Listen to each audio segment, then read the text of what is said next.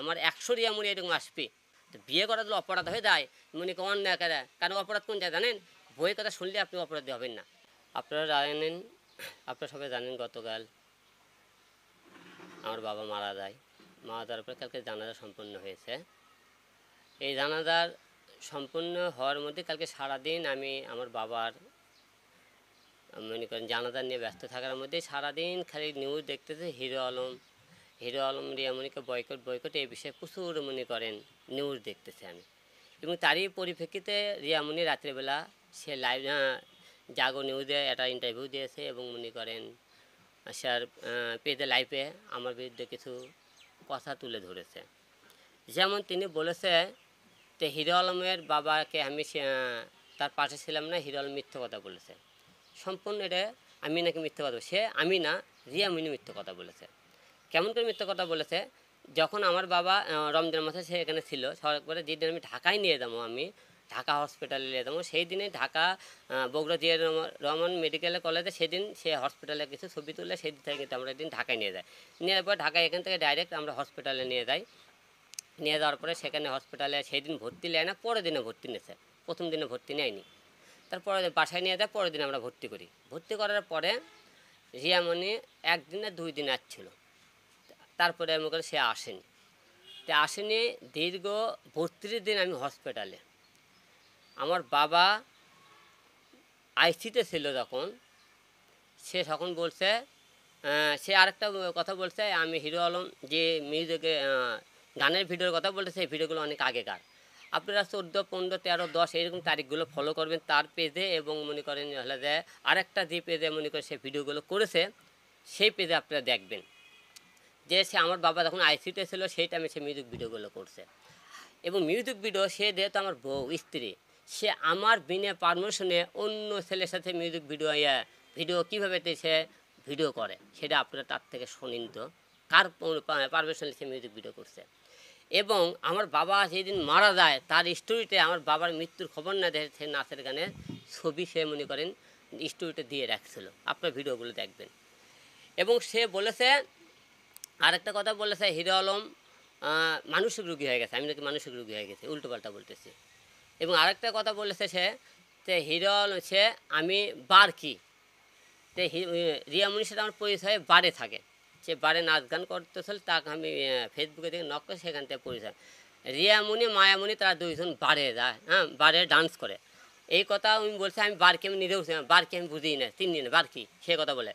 ঢাকা শহরে গুলশান বনানী বিভিন্ন জায়গায় যে বারগুলো আছে প্রতিটা বারে আপনি লিস্টে দেখবেন রিয়ামণি মায়ামণির নাম আছে, তারা বারে দেয় নাচ গান করে। মায়ামণি এখনও নাচ গান করে, রিয়ামণি মনে করেন ক্যাসালে লুকে থাকবে সে নাচ গান করে। আচ্ছা গেল, এটা আপনারা তাকে বলবেন। তারপরে উনি বলছে যে আমি হলে যে তা মরে গেলে পড়ে থাকলে তার চিকিৎসা কেন করবো না, সেই যে চিকিৎসা করবে আমার বাবা বাঁচে থাকতে তাকে আমি খুঁজে পেলাম না। এবং বলতেছে আমি পড়ে থাকলে সে কেমন করে সেবা করবে। এবং আরেকটা বিষয় চিন্তা করবেন, সে বলেছে যে তারকে নাকি আমি মারার হুমকি দিয়েছি।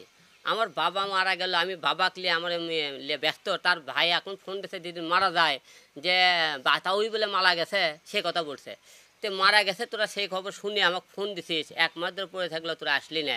এভাবে কোন পরিবারে বিয়ে করছে দেখেন, তার ভাই বোন বাবা সবাই মনে করেন সবাই বেঁচে থাকতেও তার মা, তার বাবা এবং তার বোন কেউ কোনোদিন আমার বাবাকে এখন তো দেখতে আসলো না। তাকে এতেই বোঝা যায় তার শুধু হিরো আলমক দরকার, তার ফ্যামিলি দরকার নাই। মেয়ে মানুষ খালি একটাই কথা বলতে পারে, সে বলে না হিরো আলম অনেক কিছু আপনার সামনে তুলে ধর্ম, তো তাদেরকে একটা কথা বলতে চাই যে তুলে ধরতে চাই কথাগুলো। এই যে আমি মরার পরে আমাকে কোরআন, এই কোরআনকে সাক্ষীলে কোরআন হাত দিয়ে ওকে বলবেন এই কোরআন শরীফ হাত দিয়ে, তুমি যে বলেছিলা যে আমি বারে যাই না কোনো দিন, তুই কোরআন শরীফে বলো তো। বা এবং তুমি যে বলছো যে ভিডিওগুলো আমার বাবা হসপিটাল থাকে যে ভিডিওগুলো করছিল আগের ভিডিও, তুই কোরআন শরীফ হাত দিয়ে বলো তো। তুমি যে বলেছো যে হিরো আলমের বাবাকে আমি সেবা করছি, তুমি কোরআন শরীফ হাত দিয়ে বললো, হ্যাঁ করছে বলছেন আপনি, বগুড়া হসপিটাল ছিল একদিন আর ওইটি ঢাকা গেল, তো এতদিন গেল। এবং তুমি যদি কোনো দিন বলো যে হিরো আলম অন্য কোনো মেয়ে বিয়ে করছে এবং মনে করেন তার কোনো মনে করেন সম্পর্ক আছে, এইরকম কোরআন শরীফ হাটত নিয়ে কোন মেয়েকে আমি বিয়ে করছি, কার সাথে আমার কোন খারাপ সম্পর্ক আছে, তুমি এই জিনিসটাকে তুলে দাও। কেমন এর করবো সে এর আগে মনে করেন তাকে অনেকবার মাফ করেছিলাম। সে আমার সাথে ক্যাসাল হলে অন্য ছেলেগুলো গান করে মদ খায় বাড়ে যায়। কোরআন শরীফ থেকে বলছিল আমি জীবনে মদ খাবো না, বাড়ে যাবো না। যে মেয়ে কোরআন শরীফকে এমন অপমান করে কথা বলতে পারে সে আমার সাথে কী না করতে পারে বলুন। এখন তার সাথে আপনার সবাই আমি বয়কট করছি, বয়কট মানে তার সাথে কোনো সম্পর্ক রাখবো না। আমি ঢাকায় যাওয়ার পরে তার সাথে আমার সেপারেট হয়ে যাবে। আপনাকে আজকে এই কারণে আজকে আপনার ডাকার উদ্দেশ্য একটাই যে সে যে বক্তব্যগুলো মানুষের সামনে দিতেছে উল্টো পাল্টা, সেগুলো প্রমাণ সহকারে দেয়।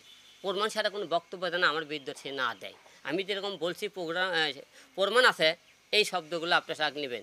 সে বড় বড় কথাবার্তা যখন বলতেছে না, এবং রিয়ামুনি মায়ামুনির যার কাছে অবৈধ কিছু ভিডিও আছে সোশ্যাল মিডিয়াতে তাদের মনে করেন বারের, সেই ভিডিওগুলো আমি ঢাকার যা আপনাদের সামনে দেখাবো। সে মনে করেন এবং সে কার অনুমতি, স্বামীর অনুমতি ছাড়া পরপুরুষের কীভাবে গান করে নাচ গান করে সেটা আপনি বলেন। এইরকম আজকে আপনার আমার পুরুষের কারণে আজকে আমাদের বাবা বৃদ্ধাশ্রমে যায়। কারণ কি জানেন, বইয়ের কথা শুনেন, আজকে আমাদের বাবা মাকে অবহেলা করলে আমরা সেই বউকে মনে করে জীবন থেকে সরিয়ে দিতাম, তাহলে আমাদের বাবা আজকে বৃদ্ধাশ্রমে যেত না।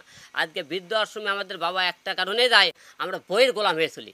বউ গেলে বউ পাবেন। আপনারা একবার কি ভাবছিলেন যে বাবা 10 মাস 10 দিন আপনি যে মা আপনি গর্ভধারণকে মানুষ করলো, আপনি বইয়ের কথা সেই বাবাকে বৃদ্ধাশ্রমে সরতেন, সেই বাবার কথা শুনে বউলে আপনি আরেকজনের বাসায় আছেন, সেই বাবার কথা শুনে বউকে বাবা টেকা দেওয়ার বাবা মায়ের সাথে কথা বলতে হয়, আপনি যা লুকিয়ে মনে করেন হলে বাইরে আসে, বাবা মায়ের কিছু দিলে সেই বউ আপনি ঘর থেকে বের করে দেয়। আজকে আমাদের পুরুষের কারণে নারীরা একটাই দোষ দিতে পারে মেয়েদেরকে, তোর চরিত্র খারাপ, এই একটা কারণ তোর চরিত্রের কারণে আমি তোকে ডিভোর্স দিলাম। কিন্তু তাদের চরিত্র নিয়ে কথা বলবেন, আপনাদের কথা জনগণ বিশ্বাস করবে না, মেয়েদের কথাই বিশ্বাস করবে। আজকে আমরা অবহেলা শুধু মেয়েদের আজকে এই সমস্ত কথা সহ্য করে থেকে আজকে আমাদের বাবা মা আজকে বৃদ্ধাশ্রমে। আরে ভাই এইরকম 101টা মেয়ে যাবে, মেয়ে পাবেন, কিন্তু বাবা মা গেলে বাবা মা পাবেন না। সবাই একটাবার এই জিনিসটা নজরে রাখবেন। আমার কথা যদি কোনো ভুল হয়ে থাকে এবং রিয়ামণি কোনো কথা মনে করে সত্য প্রমাণিত করতে পারে, আমি জুতোর মালা গলা